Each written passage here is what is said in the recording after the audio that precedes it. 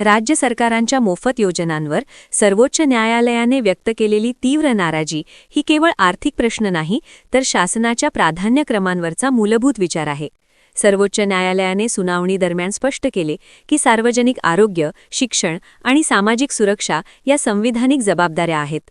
मात्र मोफत देण्याची अनियंत्रित पद्धत अर्थकारणाला धोक्यात टाकू शकते. कल्याणकारी योजना आणि निवडणूक-पूर्व मोफत योजना यातील सीमारेषा धूसर होत चालली आहे.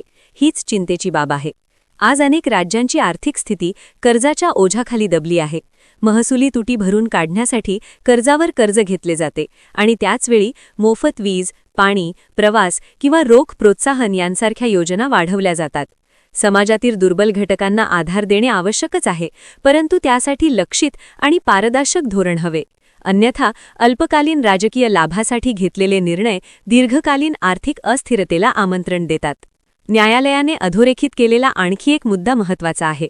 राज्यांकडे मोफत योजनांसाठी निधी असतो, पण न्यायव्यवस्थेच्या पायाभूत गरजांसाठी निधी अभावाची तक्रार केली जाते.